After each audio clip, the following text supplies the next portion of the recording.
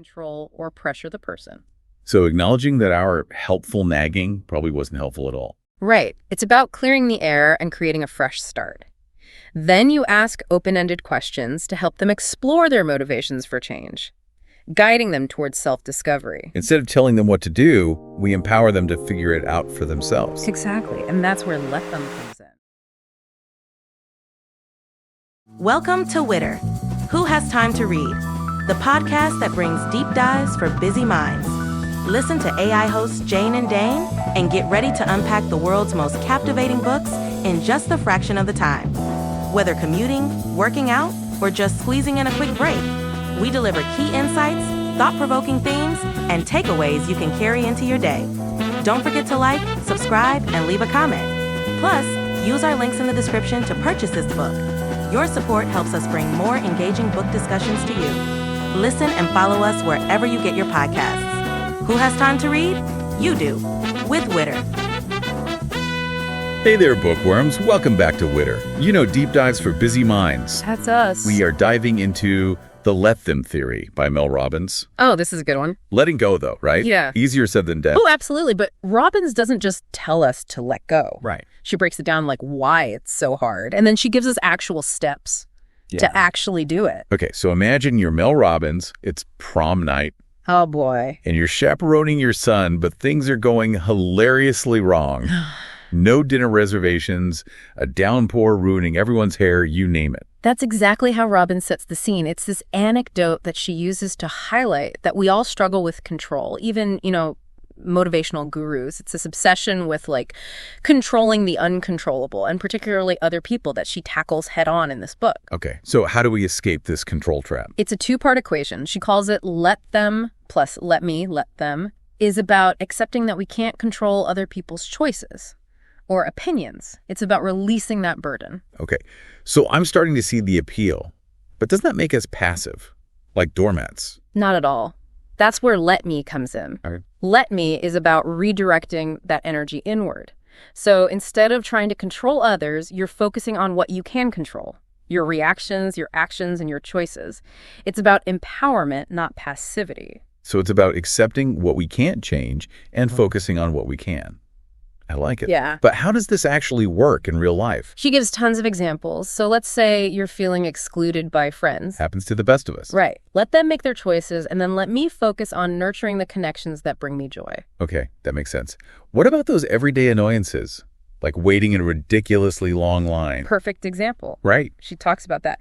Instead of getting all worked up, she used those moments to practice mindfulness, like focusing on her breath, reframing the situation. So it's about shifting from reactive to proactive, choosing how we respond instead of letting the external stuff dictate our mood. Exactly. And this isn't just about surface level stuff. She applies this theory to deep-rooted relationship dynamics. For example, navigating her mother's disapproval of her husband. Ooh, that's got to be tough. How did she handle that? So she emphasizes understanding what she calls another person's frame of reference. So her mother's disapproval was coming from this place of fear, fear of losing her daughter, to another part of the country. So instead of getting defensive or trying to change her mom's mind, Robbins tried to see things from her perspective. Exactly. This approach allows for more empathy and compassion, which can be incredibly helpful in these challenging family situations, or even when you're dealing with loved ones who are struggling with unhealthy habits. So we're not trying to force change on anyone, but rather influence them through understanding and our own actions. Precisely. And speaking of challenging behaviors, Robbins tackles what she calls adult childlike behavior. Okay. Think silent treatments, emotional outbursts, passive aggression. We all know someone who does that. Right. And she argues it often stems from emotional immaturity and a lack of healthy coping mechanisms. It's important to remember it's not about you. It's about their internal struggles. Okay, so how do we deal with that kind of behavior without losing our own cool? So she digs into the science of emotions, explaining that they're essentially chemical bursts that last about 90 seconds. Oh, interesting. Right. And she introduces the 90-second rule. By acknowledging your emotions without reacting to them, you can regain control. Here's where it gets really interesting. So instead of instantly snapping back, we take a moment to let the emotion pass. Yes. It's about creating that space between the stimulus and your reaction, giving you the power to choose a more constructive response. Okay, I'm definitely going to try that. But what about love and relationships? How does the let them theory apply there? Well, she argues that it's key for building healthy and fulfilling connections. She emphasizes choosing love, not chasing it, and knowing your worth. So it's about setting boundaries, recognizing red flags, and walking away from situations that don't align with our values. Exactly. And for long-term relationships, she highlights the importance of clear communication, understanding, and compromise. So disagreements are inevitable, but it's how we handle them that matters. Right. And she actually gives tools for navigating these complexities. One of those tools is what she calls the ABC loop. Ooh, I'm intrigued. Tell me more about this ABC loop. So it stands for apologize, back off, and celebrate. And it starts with sincerely apologizing for any past attempts to control or pressure the other person. That's a powerful first step, admitting we've been trying to control the situation. What's next? Then you ask open-ended questions to help them see their own motivations for change. Things like, what's important to you about this? Or what would you like to see different? So guiding them towards self-discovery instead of dictating what they should do. Yes. You're letting go of your need to control the outcome. Okay. That's the let them part in action. Okay, that makes sense. And then back off. Exactly. Give them space to process and make their own choices, even if it's tough to watch. Finally, you celebrate any progress they make, no matter how small. That's a great way to encourage positive change. So it's about creating a supportive environment, not forcing our will on others. Precisely. It's about influence, not control. She emphasizes that this isn't about manipulating people, but inspiring and supporting them.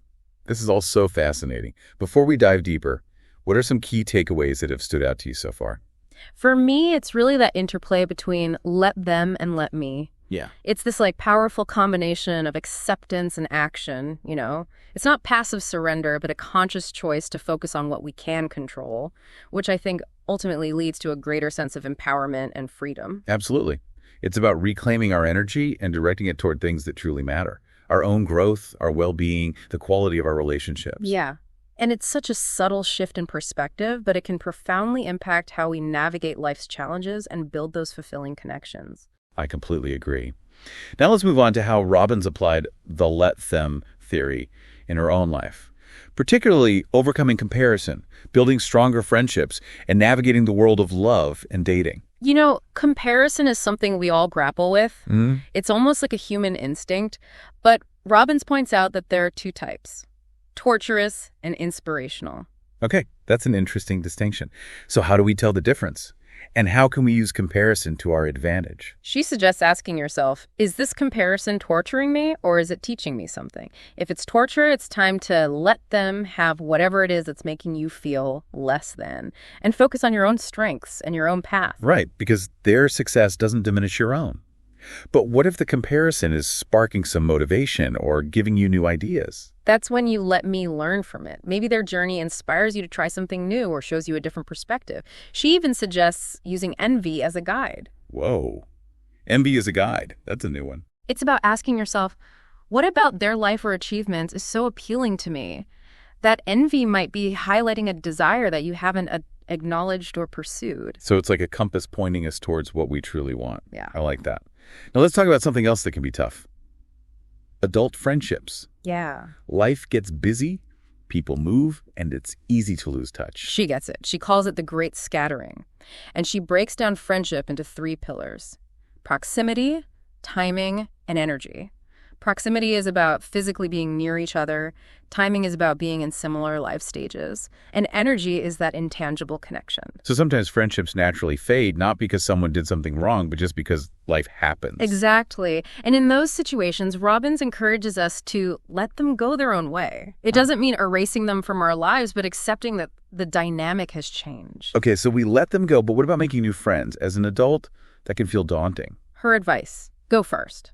Be the one to initiate conversations, invite people out, put yourself out there. It takes effort and intention, especially as an adult. She really walks the walk, too. She shares how she felt lonely after moving and actively created new friendships by being the one to reach out. It's a reminder that we have more control over our social lives than we think. We don't have to wait for others. We can be the connectors, the initiators, the friendship builders. And it might be as simple as, hello, A smile or a genuine compliment. Right. You never know where those small gestures might lead. Okay. Now let's shift gears to something a lot of us struggle with, influencing change in others. We've all tried to get a loved one to adopt healthier habits, right? Right. And she emphasizes that we can't force change on anyone, no matter how much we care. The more we pressure, the more they resist. So what's the alternative? I'm all ears. Tell me, what's the secret sauce? First, she reminds us that change is painful. Okay. It requires effort, discomfort, stepping outside of comfort zones. And we often forget that when we're trying to motivate others. We see the end goal, but not the struggle to get there. What else should we keep in mind? Second, everyone believes they're the exception. We rationalize our own unhealthy habits while judging others for theirs. That's where empathy comes in. Instead of judging, try understanding their perspective. What are their fears and obstacles? So approaching it with curiosity and compassion, Yeah. not criticism. Yes. And finally, she emphasizes influence over control. We can't force change, but we can inspire it through our own actions and a supportive environment. She calls this modeling the behavior change that we want to see. Like if you want your partner to exercise more, start exercising yourself. Exactly. It's about leveraging social contagion. We're naturally influenced by those around us, especially those we admire. So we lead by example, creating a gentle nudge towards positive change. This brings us back to the ABC loop. Can you refresh our memory on how that works? Sure. So it stands for apologize, back off, and celebrate. And it starts with apologizing for any past attempts to control or pressure the person. So acknowledging that our helpful nagging probably wasn't helpful at all. Right. It's about clearing the air and creating a fresh start. Then you ask open-ended questions to help them explore their motivations for change, guiding them towards self-discovery. Instead of telling them what to do, we empower them to figure it out for themselves. Exactly. And that's where let them comes in. Then you back off, giving them space to process and make their own choices. This must be the hardest part, especially when we're worried or invested in the outcome. It is. But resisting that urge to control is crucial. Finally, you celebrate any progress they make, no matter how small.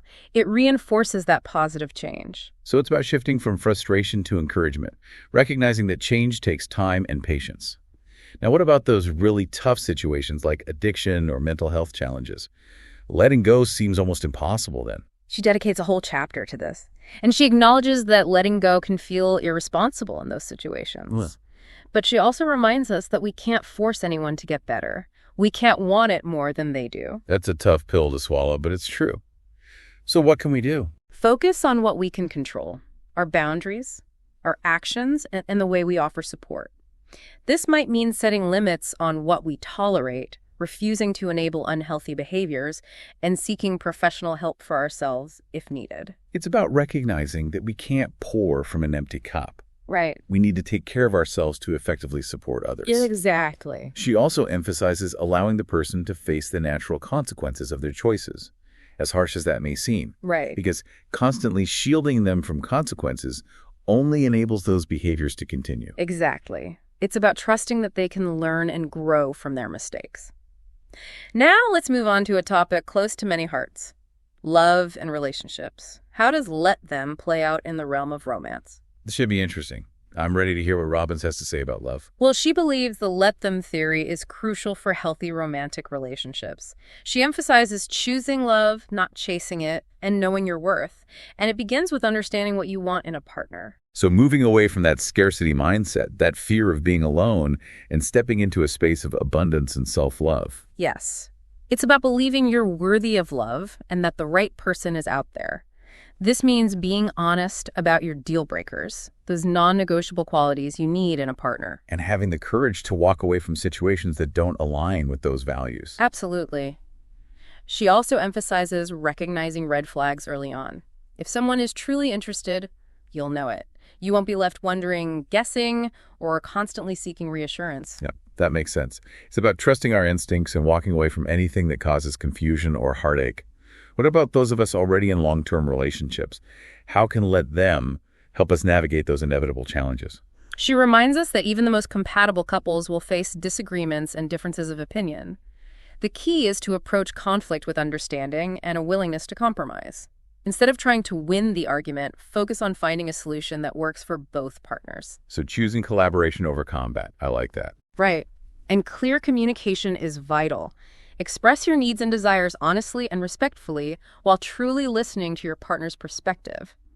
This is where let them can be challenging. Okay. It's about letting go of the need to be right, to control the outcome, or to force your partner to see things your way. It's about acknowledging that they have their own thoughts, feelings, and perspectives, even if they're different from ours. Exactly. And choosing to love and respect them even when you disagree. Now, heartbreak is a universal experience, and Robbins offers a message of hope and resilience to those navigating its pain. Breakups are never easy, no matter how amicable.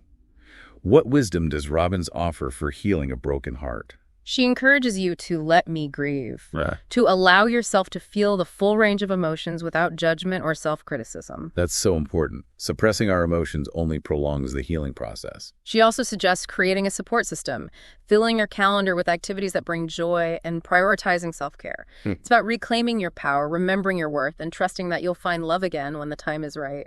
So heartbreak is not a failure. It's an opportunity for growth, self-discovery, and learning to love ourselves more deeply. Now, what about those people we have to interact with who consistently trigger our frustration? Difficult coworkers demanding family members, or that neighbor who always seems to be pushing our buttons. Oh, that's where let them can be truly liberating, except that you can't change other people. You can't force them to be who you want them to be. That's a tough one to accept, especially when their behavior directly impacts us. I know. But all we can control is our reactions, our behavior, and the way we engage or don't engage with them. It's about setting boundaries, protecting your energy, and choosing your battles wisely. So sometimes the most empowering choice is to disengage, walk away, or limit our interactions. Exactly. You don't have to subject yourself to negativity or toxicity. It's about reclaiming your power and choosing peace over drama. And this often diffuses the power that those difficult people have over us. They might continue their behavior, but it no longer has the same impact on our well-being. Precisely. Now, Robbins emphasizes that the let them theory isn't about becoming passive or giving up on our dreams and desires. That's important to remember. It's not about surrendering our goals or ambitions. Right. It's about channeling our energy wisely, focusing on what we can control, and letting go of the things that drain us or hold us back. We have a limited amount of time and energy. And we get to choose how we spend it. Do we want to waste those precious resources trying to control the uncontrollable, or invest them in things that truly matter, our growth, well-being, and relationships? That's the question. The let them theory isn't a one-time fix. It's a practice, a constant reminder to focus on what we can control and let go of what we can't. It's about choosing freedom over frustration, peace over drama, and empowerment over exhaustion. This has been such an insightful discussion. Yeah. As we move into the final part of our deep dive, what are some of the key takeaways that have resonated most with you? For me, it's the reminder that letting go isn't a sign of weakness, but a source of strength. It's about recognizing our limitations and focusing on what we can truly influence, which paradoxically gives us more control over our own lives. I completely agree. And now let's explore how the let them theory applies to something we all navigate daily. Yeah. The world of social media. Okay, so we've talked about relationships, personal growth, all these heavy topics. Yeah. But what about something that's part of our everyday lives? Social media. How does the let them theory fit in there? Ooh, that's where it gets really interesting. Think about it. Social media is practically a breeding ground for comparison. We're constantly bombarded with these perfectly filtered photos, seemingly perfect lives. It is true. Which can totally mess with our self-esteem. It's like everyone's posting their highlight reel and we're stuck comparing it to our behind-the-scenes bloopers. Yes. No wonder we end up feeling inadequate. Exactly. And that's where let them comes in. Okay. Robbins reminds us that those picture-perfect online personas are often just carefully crafted facades. Right. We're only seeing a tiny sliver of their reality, not the full picture. So it's about remembering that social media is often a performance, not real life. Exactly. And we get to choose how much we buy into that performance.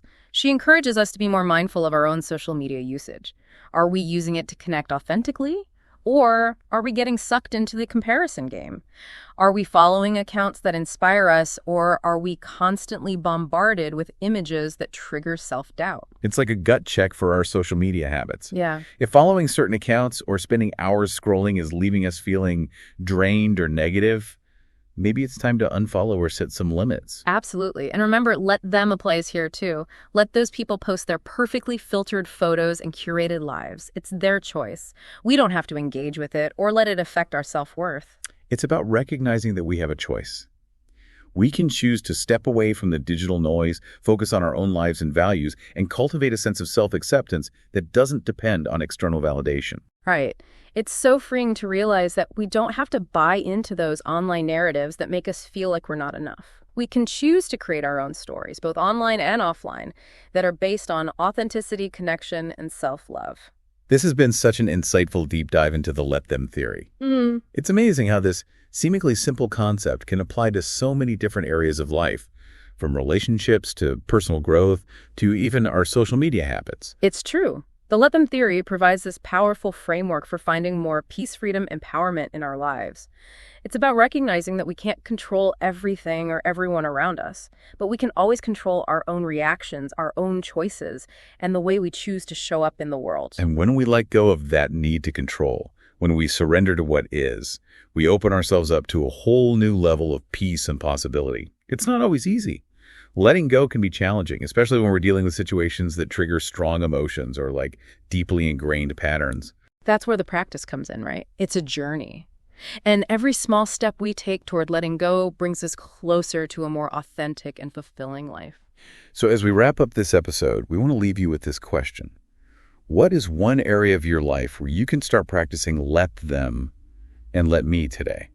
How might embracing this approach transform your relationships, your mindset, and your overall well-being? Think about it as you go about your day and see where you might be clinging to control or giving away your power. And remember, you have the power to choose peace and freedom by simply letting go. Thanks for joining us on this deep dive into the Let Them Theory by Mel Robbins. We'll be back next time with another thought-provoking book and insightful conversation. Until then, keep those brains buzzing.